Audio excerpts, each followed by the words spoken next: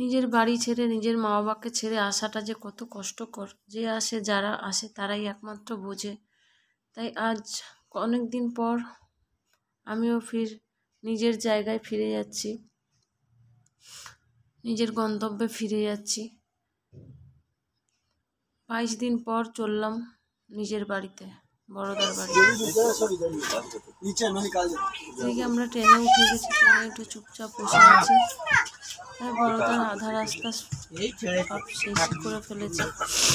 চলো, তার মাঝখানে কোনো ভিডিও দিতে পারিনি। আমরা বড়দা এসে গেছি, এবারে নামবো।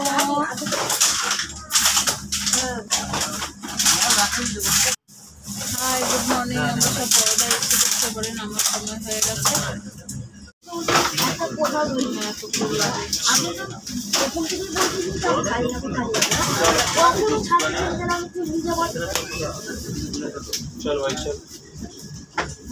কোন দিকে দেবে?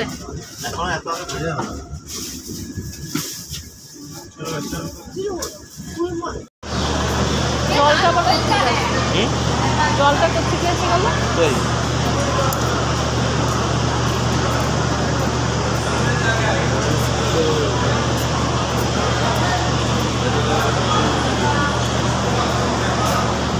আমাদের কলকাতার জার্নি শেষ, এবার আমরা বড়দায় গ্যারেজ হয়ে গেলাম। আবার 1 বছরের অপেক্ষা, তাই তো? দেখা যাক যদি সময় পাওয়া যায় মাঝে। আমরা কোথায় আসলাম? আমরা কোথায় না বলে দাও তো, বলে দাও কোথায় আসলাম। বড় বড় যাচ্ছে বলো তো। এবার উঠবো তো, চাপো অটো চলেছে কত সব হ্যালো হ্যালো।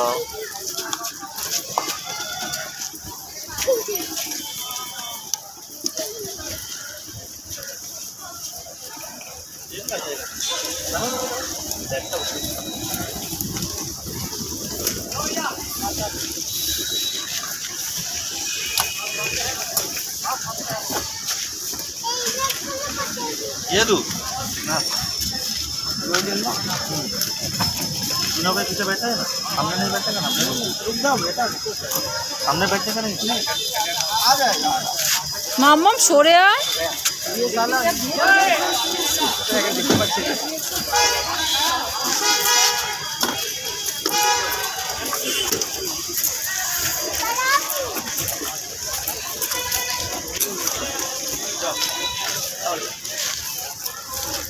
মেয়েকে ধারে নিয়ে বসে যদি দেখে না কি তুমি ঢুকে যাবে, বাবু হয়ে বসবে তুমি। এরকম করে বসতে লাগছে, এরকম করে রাখবে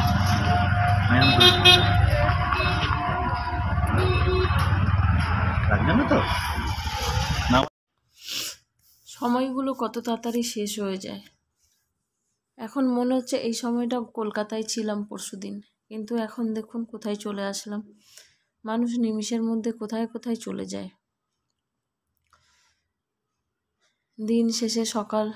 দিন শেষে রাত হয়, রাত শেষে সকাল হয়, এইভাবে দিন আস্তে আস্তে চলতে থাকে। তাই আমরাও আমাদের গন্তব্যে পৌঁছেই গেলাম।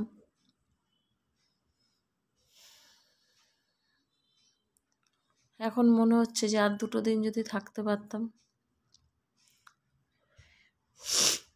আমাদের গলির রাস্তায় ঢুকেই গেছি, সামনে চলেই এসছে বাড়ি। এবারে নামার পালা। তারপরে আবার সেই একঘেয়ে সংসার, একঘেয়ে জীবন, 1 বছরের অপেক্ষা।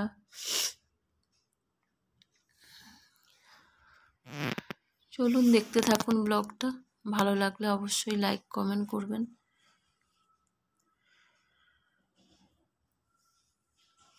এই গাছটা হচ্ছে আমাদের সোসাইটির নিশানা।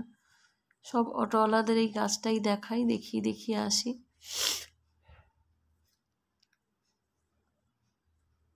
ঢুকে পড়লাম আমাদের সোসাইটিতে।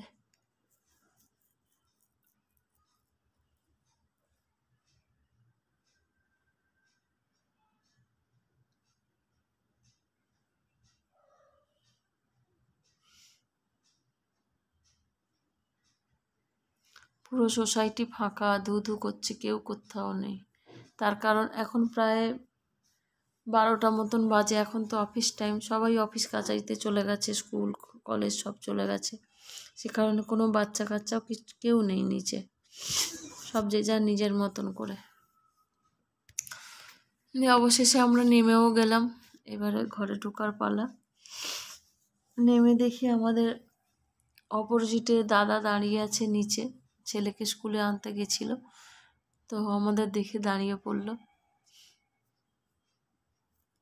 আর ওরা দেখুন বাচ্চায় বাচ্চায় কতটা আনন্দ হয়ে যায়, সবাই একসাথে থাকে তো।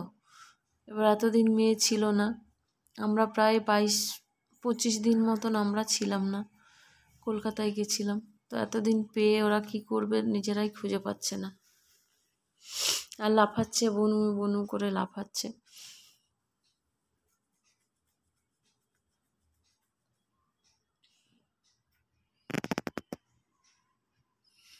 কোনো রকম করে ব্যাগগুলোকে লিফটে উঠিয়ে নিয়ে পালাবে, এটাই ওর চিন্তা।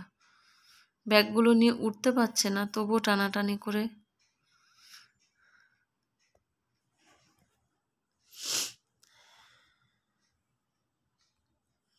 লিফটে উঠে একটু সেলফি নিয়ে নিলাম অনেক দিন পরে। মনটা তো ভালো লাগছে না, তবুও দাঁড়া।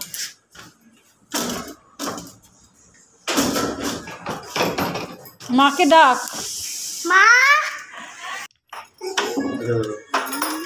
বাপরে বাপ, ঘরের যে কি হাল।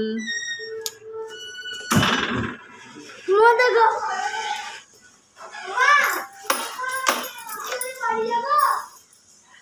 এই ট্রেনটা দেখতে বাড়ি যাবো রে?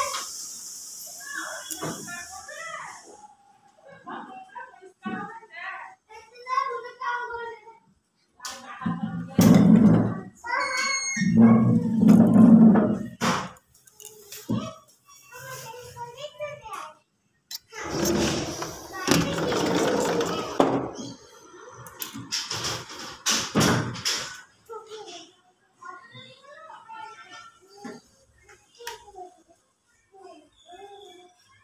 বাপরে, আরশোলার অবস্থা দেখে যাও, দেখেছ?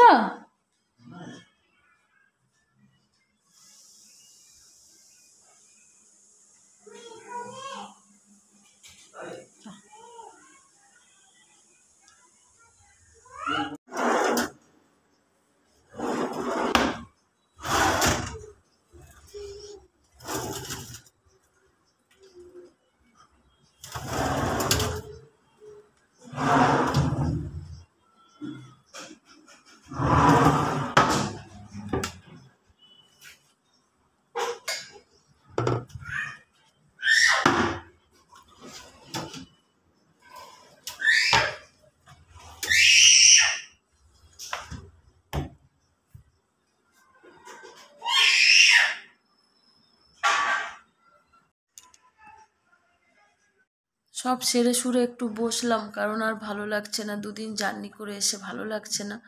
তো সেই কারণে একটু বসলাম। ওর বাবা নিচে গেল একটু দুধ নিয়ে আসতে, তো ঘরের তো কিছু জিনিসপত্র আনতে হবে সেই কারণে। আর ঘরে যাওয়ার সময় আরশোলা মারার ওষুধ দিয়ে গেছিলাম, তো সে কারণে প্রচুর আরশোলা মরে পড়ে রয়েছে। কাজের মেয়েটাকে ডেকেছি, আসবে বলেছে, তো ওর জন্যই অপেক্ষা করছি। ও আসলে মানে ঘরের অবস্থা খুব একটা ভালো নেই, তবু আমরা অল্প দিনের জন্য গেছি বলে অতটা ধুলো ময়লা পড়েনি। সমস্যাটা যেটা হয়েছে সেটা হচ্ছে এই আরশোলা মারার ওষুধ দিয়ে গেছিলাম, পোকামাকড় মারার। তো আমরা কোথাও গেলে আরশোলা মারার, পোকামাকড় মারার এই ওষুধটা আমরা দিয়েই যাই।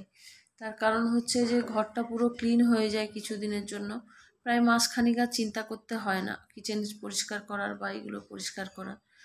তো ওই জন্য আমি ওষুধটা প্রত্যেকবারেই যাওয়ার আগে দিয়েই যাই। বাসন কুসনগুলো এক জায়গায় করে একটু খাটনি হয়, কিন্তু তবুও ঠিক আছে, মেনে নেওয়া যায়। তো ওর বাবা আসুক, আমি একটু বসে আছি, মানে ভালো লাগছে না, এতদিন পরেও বাড়িতে ঢুকে আর ভালো লাগছে না,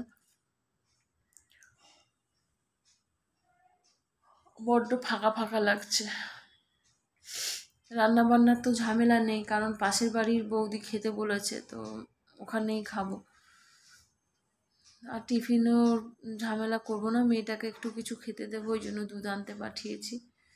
একটু ওটসের ওই ইয়ে করে দিয়ে প্যানকেক করে দিয়ে দেবো, খেয়ে নেবে। তাহলে চলো ব্লগটা দেখতে থাকো, আর কেমন লাগলো অবশ্যই কমেন্ট করো, অবশ্যই লাইক করো, শেয়ার করো। চলো নেক্সট ব্লগে দেখা হচ্ছে, টাটা।